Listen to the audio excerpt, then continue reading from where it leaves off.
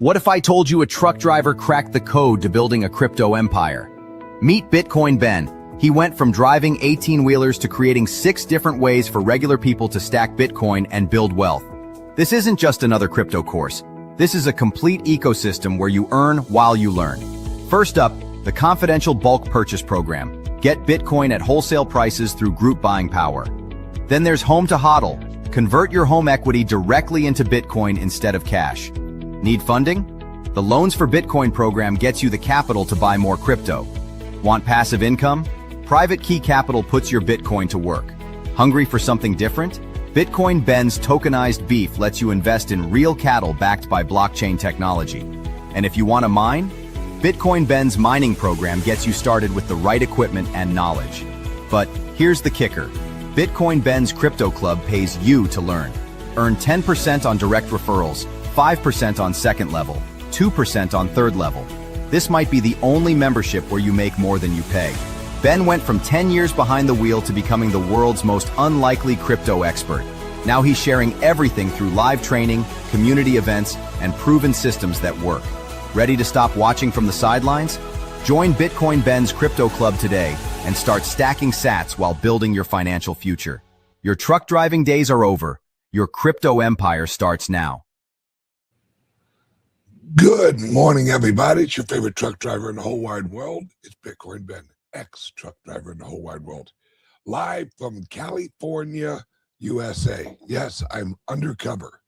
Like I said yesterday, when you cross the border, all you have to say is, "Don't misgender me," and they'll let you in. And if they ask you for your ID, you say, "No, I'm here to vote." And you're good. They'll let you right in. Okay, welcome to the show, guys. Now, today I'm going to do something I don't usually do, but I think it's extremely important that everyone who watches my show watch this and see this. I have several friends over at the Bitcoin MENA event, and they're sending me messages on this new app, Share, or I don't even remember the name of it. I think it's with a C, or I don't know. Apparently, Signal. That's what it's called. Apparently, that's like the new thing now. I guess I'm old. I guess it's been around for a while. Hell, I don't know. I don't send people messages on apps like that. But change with the times. And I want you to understand what is going on. Michael Saylor has had meetings while he was over there, meeting with at least 100 central banks and sovereign wealth funds. The old system is going after Michael Saylor, right? He has been told the old system is going after you. They are trying to block him from everything possible because they know that this is what they know is Michael Saylor, along with other people like myself, are launching credit unions, launching banks that are completely backed with the Bitcoin. And there's a part in here where he actually describes exactly what I am doing with the credit union in El Salvador. And you can almost hear a pin drop when he explains how you structure your bank. I've had this idea for a long time, and it actually makes every single bank a Federal Reserve, except they don't hold bonds. They hold the Bitcoin. And this is how you have as I've always called it, a perpetual bank capital system. Because as the price goes up, you can issue more of your bank stable coins using the Bitcoin, which means you can offer lower interest rates. I'll have him explain it. All right. I want everyone to watch this and realize this is a pivotal moment in the new economy, because Michael Saylor lays out perfection in capital markets. And I mean perfection. There isn't a leak. There isn't a devaluation. There isn't any of that in this new system, which is why private key capital credit union is the future. Watch this and just sit and really recognize what you're watching. This, let me put it this way. This is the declaration of independence of the global monetary system, and it was just given by Michael Saylor. This is Michael Saylor and the rest of us who are in friggin' Bitcoin and cryptos.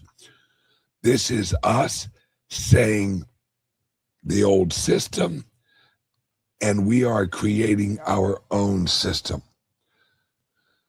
After this, I also want to talk about Europe, because Europe is crumbling. Europe is absolutely crumbling. And the old American system here, maybe I should play that first. All right, hang on a second. There has actually been an event. All right. When I say an event, I mean, hang on a second. Let me scroll down here. All right. Oh, right here. All right. Move this over here. I want everyone to listen to this. I wish I could pronounce this guy's name. Shout out to him. Hang on a second. All right, let me pull this up.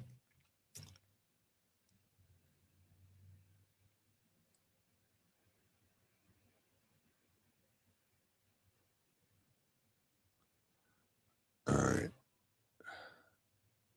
Share. Let me bring this up. Let me go over here. All right. I want everyone to listen to this, because this has never happened before in human history. And this is the collapse of the old system. Then I'm going to play Michael Saylor explaining the new system. I want everyone to realize that, hang on one second. All right. The old system's going away. It go bye-bye.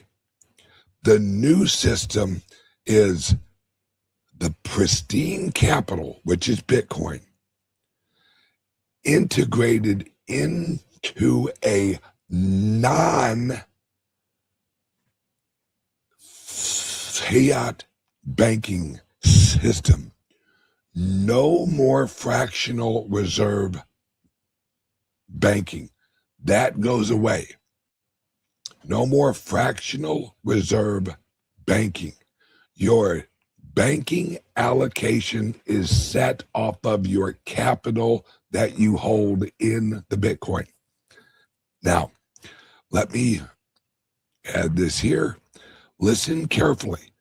This has never happened before in human history, and it's about to go off. And right now, America, Europe, China, Japan, and every other major power, listen to this carefully, have all hit stage 4 at the same time. Never before in human history has this happened. The bond markets are shaking. The currencies are all volatile. Politicians are praying that no one notices the numbers, that they no longer add up. Stage 4 is not coming. We are now living inside the opening. Then comes stage 5. It's called the reset. But there is always a reset, always a new order that is born from the ashes of the old. And here's what makes this moment unprecedented. Rome collapsed by itself. France collapsed alone. Weimar collapsed by itself. Britain declined while America rose. It was always one country coming down and another country coming up. This time, all countries on both sides, the free world and the not so free world, there's no one rising. China is drowning in its local government debt. It's never going to say this, but it's a paper tiger. Europe is fractured and coming apart at the seams. Japan, demographic time bomb. America is politically frozen and insolvent fiscally. So for the very first time in world history, every major civilization has reached its peak of the debt cycle. This time, all at the same moment. No one's coming up.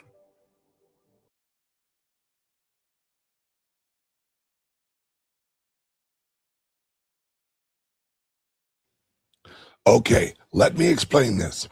What he just said, like this is a stage 4, this is stage 5.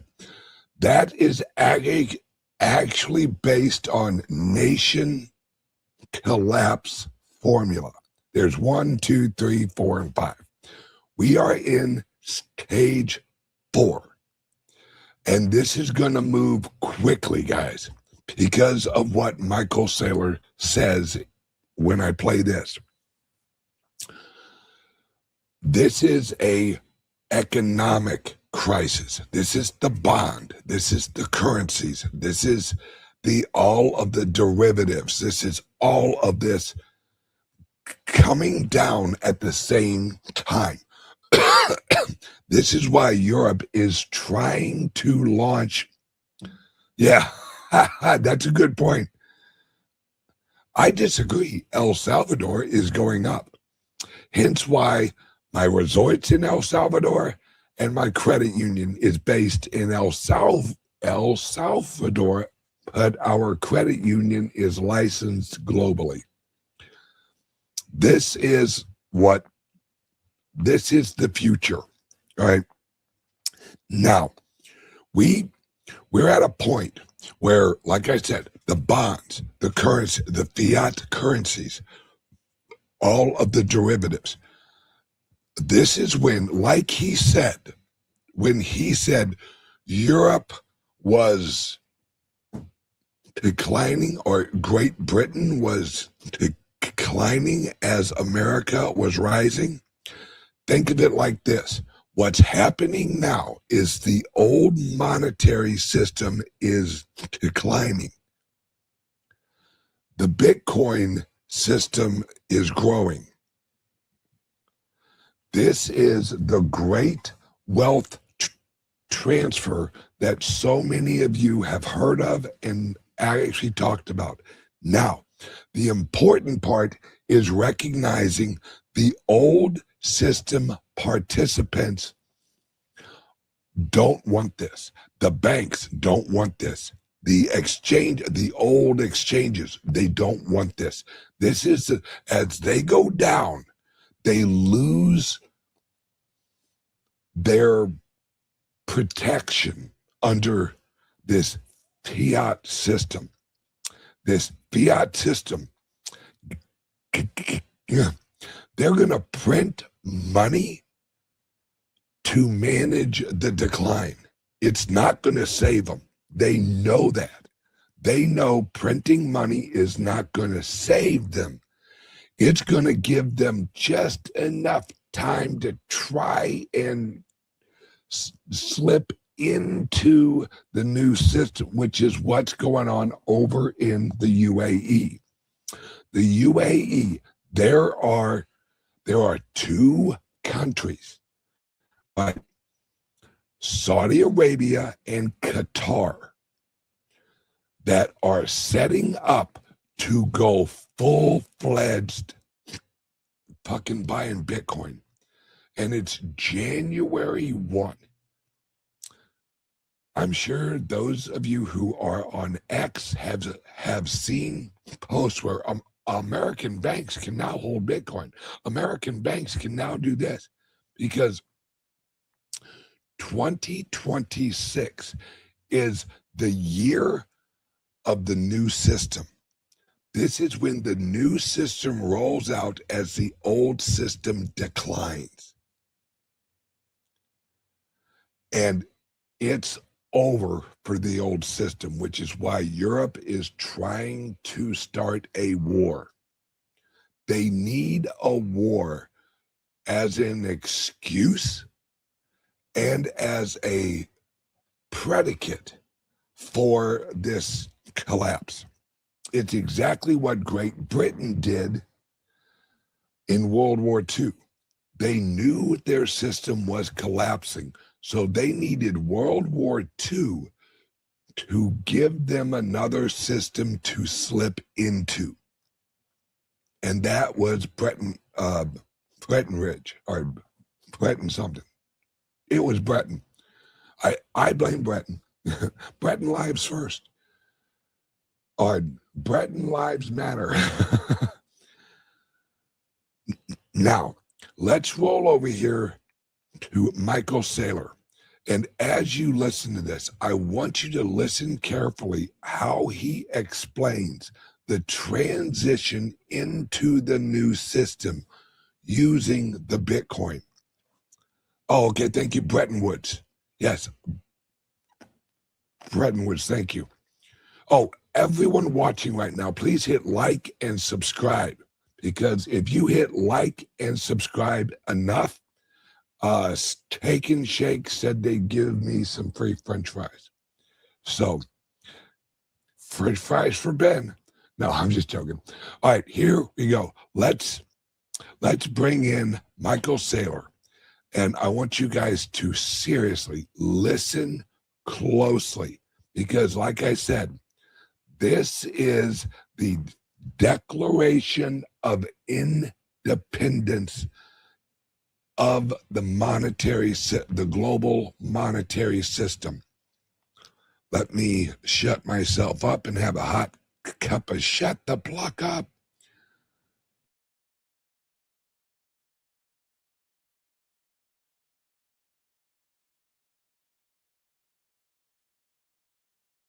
The floor is yours.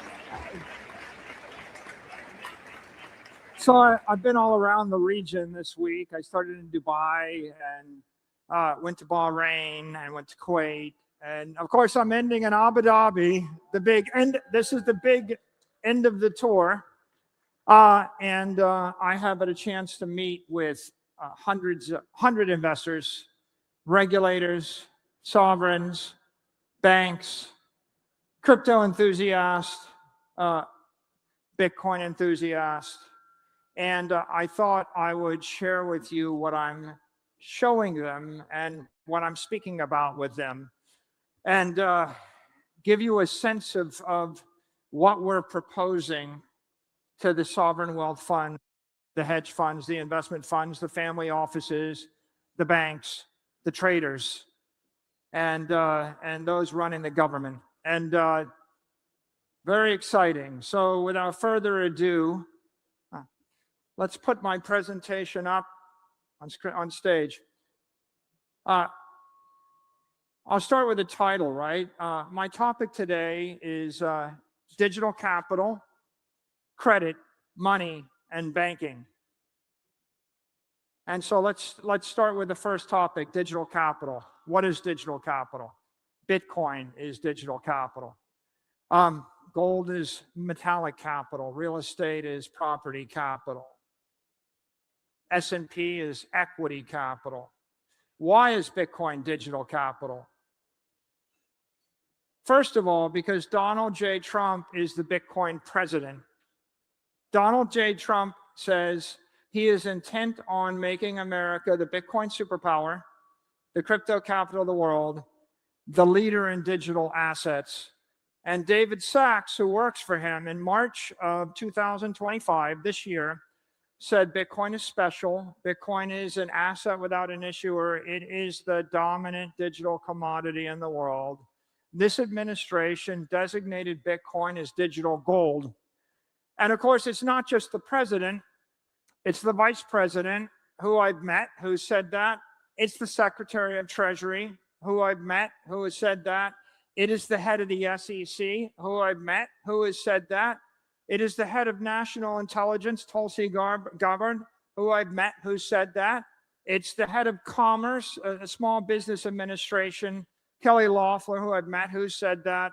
It's Bill Pulte, who runs the Federal Housing Administration and regulates $5 trillion or $6 trillion of home mortgages, who I've met who said that. It's RFK, who not that long ago wanted the US government to buy 4 million Bitcoin, who I've met who believes it.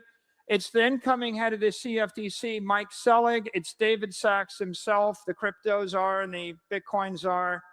It's Howard Lutnick, the Commerce Secretary, and it's Kash Patel, the head of the FBI. So you have a profound consensus amongst everyone running the United States.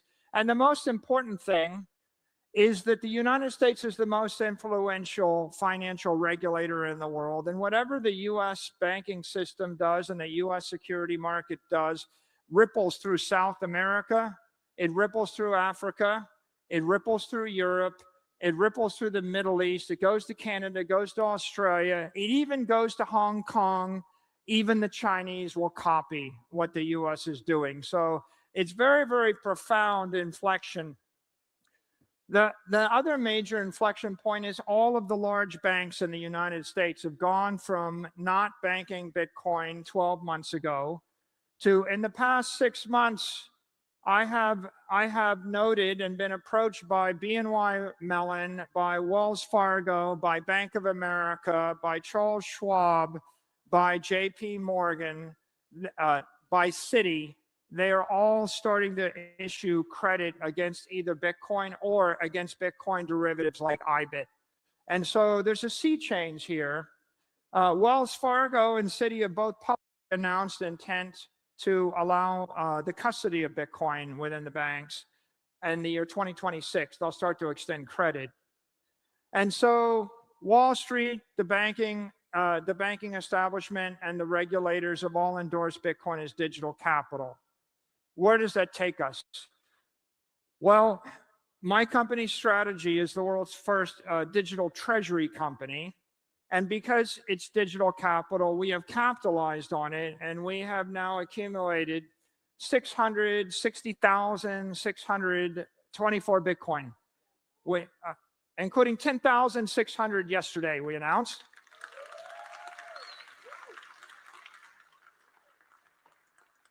We are acquiring at the range of 500 million to $1 billion a week worth of Bitcoin.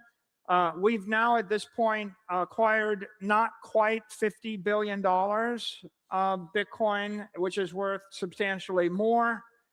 We're not stopping. For those people that we have buyer fatigue, we don't have buyer fatigue. I think that we can buy more Bitcoin than the sellers can sell, and we're going to take it all. And we're going to take it out of circulation. In essence, we're winding up the network. We're powering it up like an engine. It's coiling like a torsion spring of sorts. And what do you do with all that capital? What we've decided to do with that capital is to start creating credit, Bitcoin-backed credit, and we've created the world's first digital credit vehicle. In essence, we are going to digitally transform the credit markets by creating a vehicle powered by digital capital.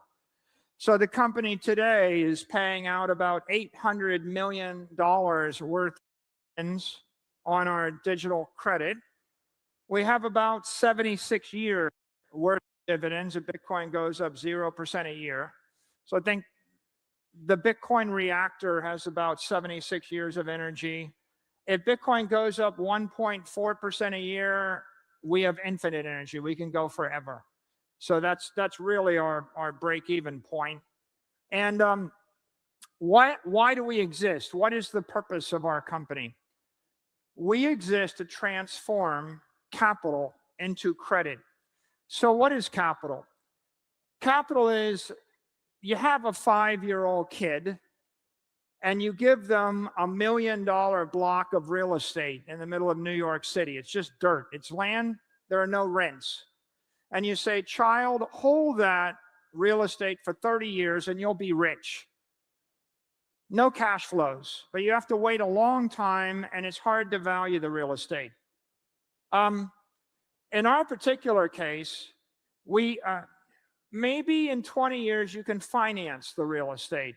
And if you ever want cash flows from it, you have to form a company, get a construction loan, build a building, market the building.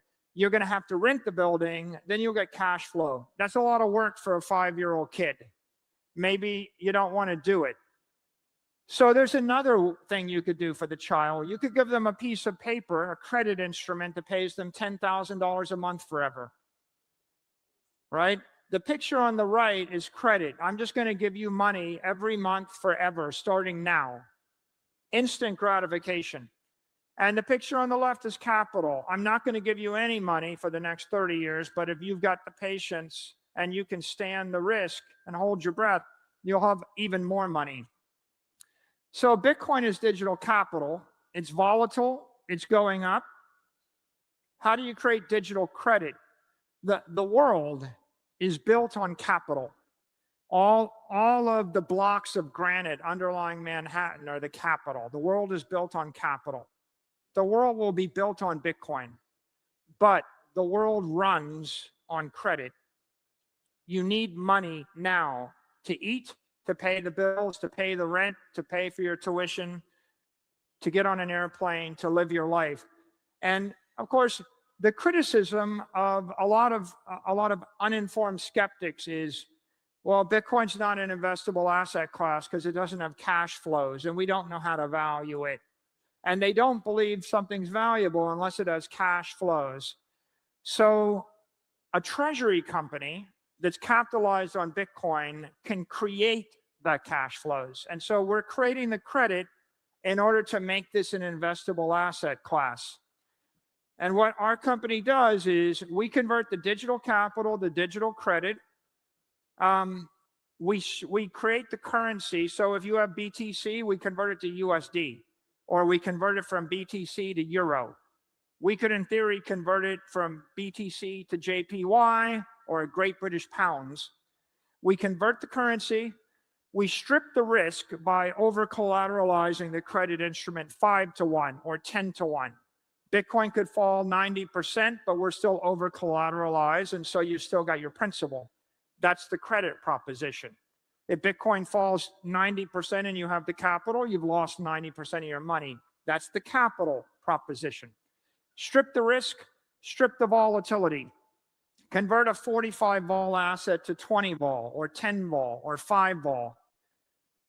And then extract the yield. Pay you 10% dividend yield forever. Now, Bitcoin's going up 45% for the past 5 years. So in essence, if you have, and I believe, and I've said this to many a time, I think Bitcoin's going to go up about 30% a year for the next 20 years. So if you have a long time horizon, you shouldn't take the 10%. You should take the 30%. But you have to have the stomach for the volatility. And most people don't want 30% with 30 vol. They want 10% with 10 vol or less vol. So we distill the yield. And then the last thing we do is we compress the duration. Your 5-year-old has to wait 30 years to get rich. That's difficult. Your 5-year-old gets money now forever. That's instant gratification. We're converting 120 months or 240 months of duration. A 30-year bond has 240 months of duration if you're an interest investor. We're stripping it down to 1 month. Pay me now. And so the way you do that is with a huge pool of equity capital. We have 60 to 70 billion dollars of equity capital a day, and then you embed the credit instrument into the equity capital. And that's what allows us to build this digital credit. And I'm going to talk about digital credit and digital equity, but with an aside. When gold was money, and gold was the commodity store of value in the world, the killer app for gold, it wasn't the gold. Cash settlement meant I moved gold from here to there. The killer app of gold was credit. The Rothschilds created gold-backed credit. The banks created credit. All currency was credit. All sovereign debt was credit. All corporate debt was gold-backed credit. All consumer debt was gold-backed credit. All mortgages were gold-backed credit. It used to be the world for hundreds of years ran on gold-backed credit. If we have digital gold, it's very logical that the world's going to run on digital gold-backed credit, or digital credit, if you will.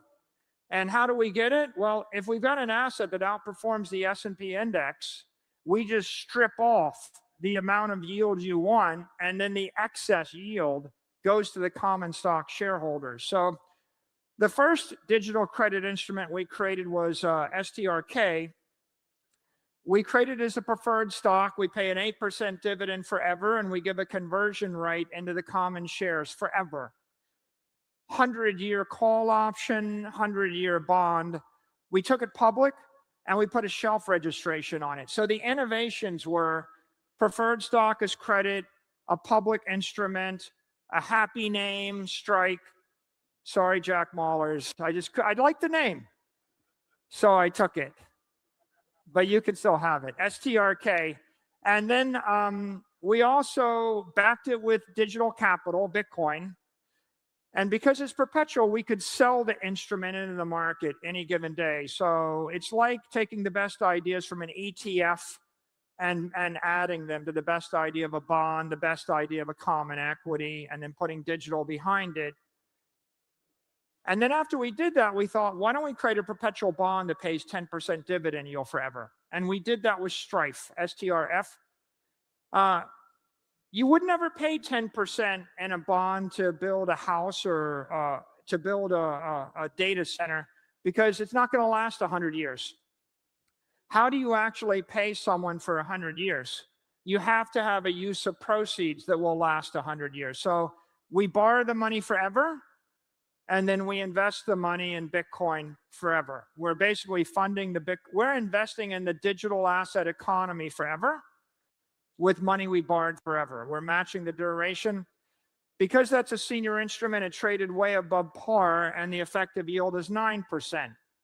And the idea is that's 9%, an investment grade bond is 4%. We had to pay a higher rate because we never intended to pay the money back, right? We're not giving you the money back in 5 years. We're giving you the money back in 5 million years. An investor would say, pay me more. And first we thought that was a bug. Oh, we have to pay more. And then we realized that's a feature, because I would rather pay 10% forever than 5% for 5 years. If you do the math in your head, if you're going to repay the principal in 5 years, that's 20% a year plus 5, that's 25% financing versus 10. So if we'd rather pay 10%, who would rather collect 10%? The credit investor. So we created the best credit. The credit became the product. This traded up. And after we did it, we thought, how could we pay people more? Because Bitcoin is going up more than 9% a year. Bitcoin's going up 29% a year. So how do you actually create a perpetual swap and pay somebody more than that forever without credit? And the way you do it is you do it with a non-cumulative junior preferred stock. We created the same version of the stock of Strife, but we stripped away the cumulative right and the governance provision, and it trades below par at 80. And that means that the effective yield is 12.5%. So there's a 3.5% credit spread between the senior instrument and the junior one. And what that means is, if you don't trust anybody in the world, you buy Bitcoin and you collect 30%. If you trust the company and you trust Bitcoin, but you don't want, if you have a short time horizon, you want cash flows, you would buy STRD and you would collect 12%, the first 12% of Bitcoin return forever. And everything above 12.5% goes to the common equity, to MSTR shareholders. And then if you semi-trust the company, if you kind of think Bitcoin's good and the company's good, but I want to make sure that it's very painful for them to ever skip a dividend, you buy STRF. The price to semi-trust us is you get 3.5% less yield. The value to trust us is 3.5%, and the value you get paid if you have a long time horizon. If you're willing to wait 10 years and take nothing for 10 years, you get paid 30%. And so that's three interesting things. We took the idea of Strife and then we did it in Europe. And we actually created a 100-euro par that pays 10% in euros for European investors. And we call that Stream. Same idea, Strife. And then after we've done all those, I'll call those digital notes. They're like bonds, but they're not bonds, but they're long duration digital credit instruments. Generally if you walk down the street and you ask the average person, do you want to buy a 30-year bond? Not many people want to buy a 30-year convertible bond. But if you said, do you want a bank account that pays you 10%? Everybody wants that. So we started thinking, how do we strip the volatility, the duration, the delta, and the complexity of the instrument? And we created Stretch, STRC. And the idea of STRC is we'll just pay a monthly cash dividend and try to get it to trade about at par, about 100. So if Strife is a 20-year bond, Stretch is a 1-month T-bill, a 1-month Bitcoin bond. Now, this next chart shows you the difference between credit and capital. We took Stretch public, and in August 1st, if you bought $100 of Stretch, it would have traded up to about 99. It would have traded up 9%, and you would collect $3.70 worth of dividends. If you had bought $100 worth of Bitcoin, it would have traded down $23. Which is the better investment? Well, over the 4 months, it's the credit. If you're going to hold it 4 years, it's the capital. Bitcoin is a much better long-term investment, but you wouldn't be able to tell from that chart. And if you needed the money tomorrow, you'd want the credit. And so what you can see we're doing is we're straightening out that volatility and we're stripping that risk and we're creating that cash flow. Now, remember I told you I had to pay more money for the preferred credit. That was the bug, but it became the feature. And then I said, well, we wanted to take it public. So we took it public. It pays a big dividend. It's backed by Bitcoin. And inadvertently, we created the most interesting credit instruments in the world. These are the most successful preferred stocks ever. And here's one way to see it. The average preferred stock trades over the counter. That means it's illegal for you as a retail investor to buy it. It's only institutions that can buy it. It's like 37 guys in a back alley trading baseball cards with each other. They trade 100,000 a day. Wide bid-ask spreads is not very good product. If you take them public in Europe or the US, they trade $1 million a day. The first credit instruments we created, like Strike and Strife and Stride, they trade about $30 million a day. So they were 30x more liquid than anything anybody had done before. But then people said, well, I don't want the volatility. I want monthly. I want it simple. Everything else is too complicated. So when we did Stretch, we found the right product market fit. And you can see the instrument started trading 130 million a day, 100x more interesting.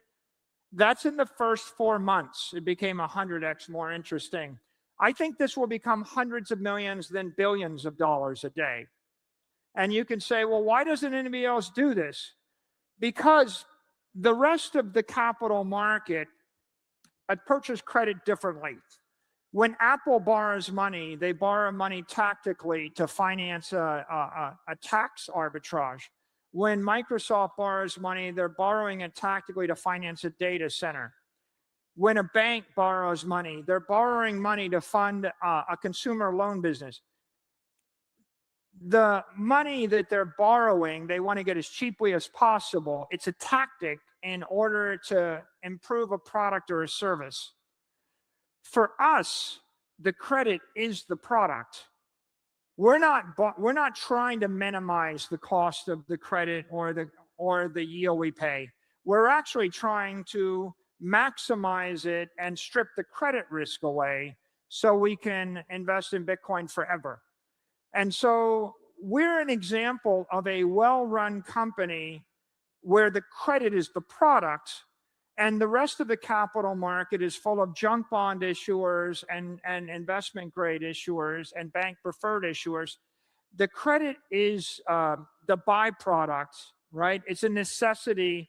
But if the CFO of Microsoft had a preferred stock paying 10%, the board of directors would say, you should call that, retire it, refinance it, and replace it with 5% money. And so most well-run companies aren't trying to create good credit. They're creating crippled credit, credit that's good for the issuer, bad for the investor. And we inadvertently flipped that on its head, and we created credit good for the investor. And we didn't actually need the tax deduction because we're a treasury company. And we would rather pay a higher yield because we wanted to invest the money forever in Bitcoin. Nobody else has a use of proceeds to invest in forever that's going to go up faster than the S&P index. And so you have to have the right capital structure and the right corporate structure. And so I talked about the bug being the feature. One way the bug was the feature was we used preferred stocks. The other thing we did is we took them public because over-the-counter markets are very inefficient and the public can't buy them. The third thing we discovered is that if we pay the dividends by issuing equity or by selling securities or even by selling highly appreciated commodities, the dividend we pay is tax-free. It's tax-deferred. That is to say, you get the dividend, and then until you've reduced the basis in the instrument to zero, you don't pay taxes on it. Now, if you live in Dubai or Abu Dhabi, it doesn't matter to you. But if you live in New York City or San Francisco or London or Paris, it does matter to you. And so what we did is we created, in essence, tax-deferred dividends, huge amounts of them. And what does that do to the equity, right? Our MSTR is digital equity. Well, if I issue 10% of my Bitcoin capital as credit each year, I'm actually creating a BTC yield of 10%. So that means that every 7 years, I double my Bitcoin per share. So if you want to actually hold Bitcoin per share constant, you buy Bitcoin. If you ETF. But if you wanted to double your Bitcoin per share, what you'd want to do is issue credit instruments and then buy Bitcoin back. And you can see here that if we just run a routine amplification, then what we do is we 2x or 3x our Bitcoin holdings over the period that you would otherwise have the same. So the way to think of it is MSTR equity is amplified Bitcoin. It's more volatile. It's more performant on the downside, the upside. If you're an equity investor and you want 2x Bitcoin, you would buy an equity that's amplified by credit. If you don't trust anybody, you buy Bitcoin, which is a good idea. If you have a short time horizon and you don't like volatility, you buy the credit. And now let's look at how this breaks down in the world. This is the stretch yield. It pays 10.8% effective yield. Private credit only pays 7. Junk bonds pay 6. Money markets pay 4. Municipal bonds pay less. The bank doesn't want to give you much of anything. This is the best it gets in the entire world, US-based credit. The benchmark is SOFR. SOFR is going to fall. When SOFR falls from 400 basis points to 3, mortgage credit, corporate credit, and junk credit is all going to be drawn south by 100 basis points. So digital credit's already 2 to 4 times better.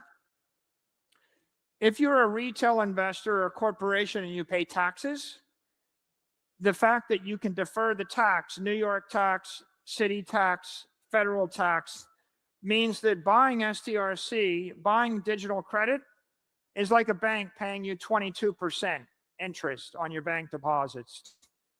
You see, it's off the chart. It's 4 times or 5 times better than buying a conventional money market. In fact, all digital credit is better than all conventional credit. Why? Because the collateral is appreciating and it's digital, and conventional credit is built on depreciating, collapsing collateral, whether it's a data center or a product or a warehouse. And it's all indexed to the risk-free rate, which is repressed by most central bankers. In Japan, it's 50 basis points. All the credit is tied to 50 basis points. And so digital credit is free market rates. And if you're a taxed investor, the tax advantage of digital credit is, again, do you want 1.5% in Europe, or do you want 20%? Our objective is really to build out that entire free market yield curve around the world, right? Why can't you get paid 10% in any currency everywhere? And you can see all these currencies, right? You're getting 0 in Switzerland. So the opportunity for treasury companies, ours and other treasury companies, and the reason we need Bitcoin treasury companies in Switzerland and in Japan and in France and in Great Britain, is because we need companies to accumulate pools of capital and issue credit that meets regulatory requirements, that integrates into the banking system, that absorbs the currency risk, that fixes this yield curve, fixes this savings problem. So if you don't know what you want, you probably want treasury credit. I joke, it takes 100 hours for people to understand Bitcoin. So you go and you orange pill someone and you say, here's Bitcoin, and let me tell you about money, and let me tell you why it's not currency, and why it's a store of value, and why the utility doesn't matter, and why we're going to use it. And after 100 hours, you decide it's a volatile asset that's better than the S&P. And if you don't need the money for 4 years, you should buy it. But that's a very, very difficult educational process. This is another educational process. This is a 15-second ad. What it says is, if you like money and you're not getting paid by your bank, you can get paid 10 or 11%, 10% by buying digital credit. Okay?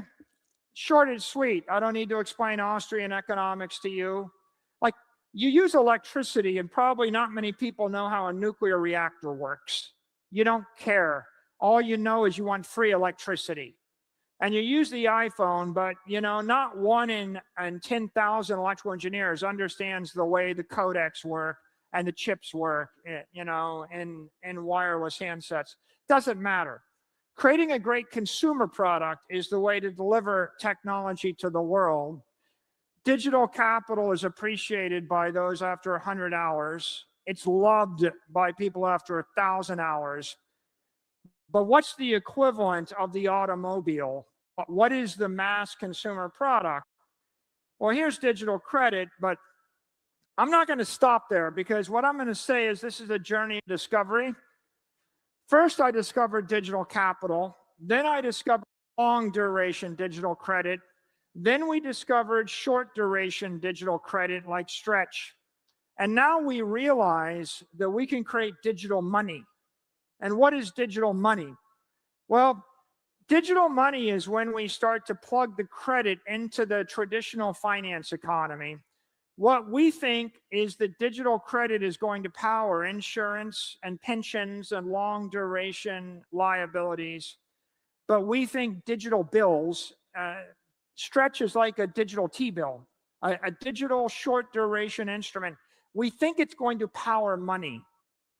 And let me show you what money looks like.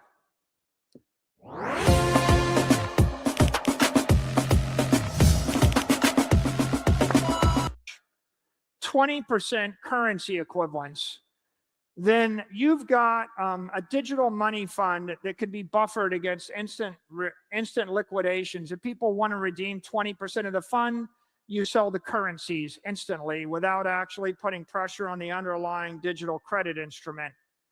The blended rate of that, it wouldn't be 10%, it might be 9%. Now, if you want to strip all the volatility off it, if you want it, the volatility of Stretch might be 5%, it might be 10%. What if I wanted it to be 0%? If you want to strip the volatility, the formula, the recipe for digital money is 80% credit, 20% currency, and a 10% cash reserve. So you actually take $10 million of cash, $20 million of currency equivalents, like a money market, $80 million of Stretch. You hold the cash in reserve, and then every day at 4 p.m., you just top up the NAV using the cash reserve. So you trade like a stable coin. You would have $1 NAV. Now, if you do that, you've got 0 vol. It's totally backed. You'll probably get about an 8% yield. Your Sharpe ratio, 8% minus 4% divided by infinity. Or sorry, divided by 0. It goes to infinity. The Sharpe ratio goes to infinity because the vol goes to 0. And now think about this for a second. What could I do with digital money? I could create a digital money coin. I can create what looks like a stable coin, a $1 stable coin, stable to 6 significant digits, that pays you 8% yield, tax deferred. Tax deferred 8% yield, 12, 16% tax equivalent yield, but powered by Bitcoin. Right? Digital capital creates digital credit, creates digital money, put it in a stable coin. Instead of a stable coin that pays you nothing, or a stable coin that pays you 4% taxable, why not a coin that pays you 8% or more? So you can actually put it in the crypto economy if you want. And we wouldn't do it, but our partners would. So we would actually let a crypto company create that money coin powered by STRC, and then they could do it. The other thing you can do is create a digital money fund, basically an ETF, a private fund or a public fund that pays you 8% with a stable NAV of 1, 0 volatility. Vanguard could do it. BlackRock could do it. Anybody that creates a private fund, a public fund could do it. You can take it public. It could trade on any stock exchange.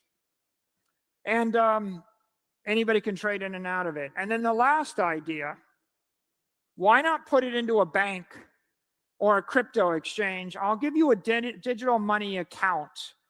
And I just put my money in the account and I get 8% daily dividends, tax deferred, no volatility from my bank.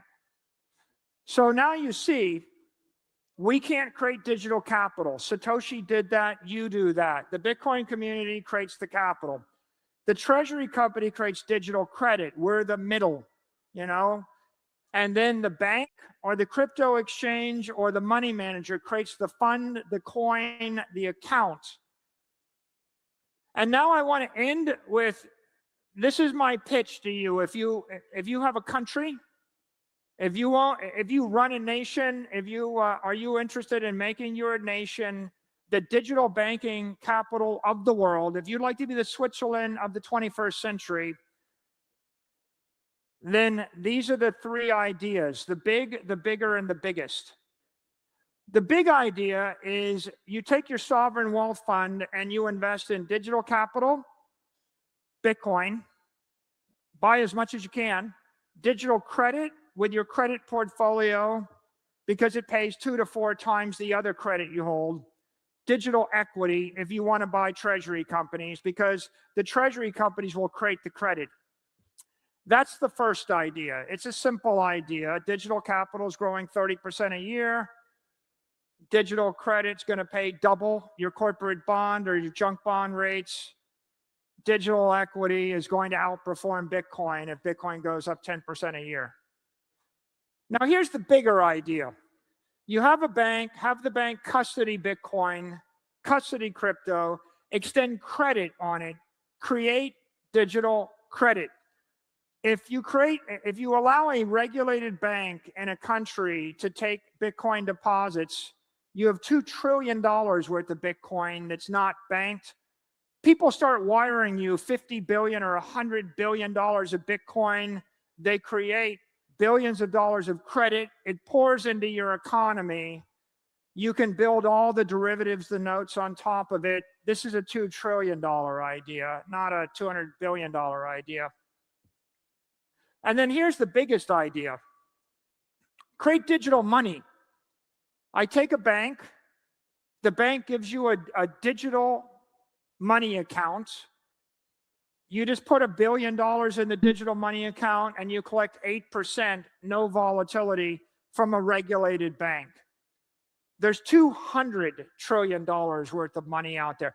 The money from Australia, Singapore, Hong Kong, China, Europe, Canada, the US, all of Africa, all of South America, all of Russia, all of Ukraine, everywhere on earth, it's all going to come to you wherever you are. What is the perfect product? I used to think it was the iPhone, but you have to be awake and you have to be able to see and hold things in your hand to use an iPhone. But you could be in a coma. You could be a 3-year-old asleep. You could be an unborn child. You could be a person yet to be born 10 years from now. You're going to want an account that pays you 10% or pays you 400 basis points more than the risk-free rate in the currency of your choice. Basically, when I pay you anything more than the risk-free rate, I'm giving you money, free money. And there's a word in the English language for universal utility appreciated by everyone, everywhere, that buys anything. And the word is money. So you create digital money. The first bank to do it, you won't draw a little bit of Bitcoin. You will actually pull billions and then tens of billions and hundreds of billions and trillions of dollars of capital from people that don't understand Bitcoin. I don't got to understand nuclear reactors to know that electricity is free in the country. If you give people free money, give them money that's better than every other bank on earth, all of the capital in the world will flow into that country, that bank. And I think right now, UAE is a leader in digital assets. Obviously, they're enthusiastic. I think the USA is committed. I just showed you that Donald Trump wants the US to be the leader. Everybody else is following. The question is, who is going to lead the way? And it's a combination of you have to have commitment, you have to have clarity, you have to have a bit of courage, you have to have competence, and you have to be an optimist and believe in the future. And if you believe that there's a digital transformation of banking and capital, and we can give people digital bank accounts and digital money that makes them wealthy forever, right? Then you have a chance to be, you deserve to be the digital banking, the banking leader of the 21st century. Everybody will follow you. And by everybody, I mean all the money will come to you. Thank you.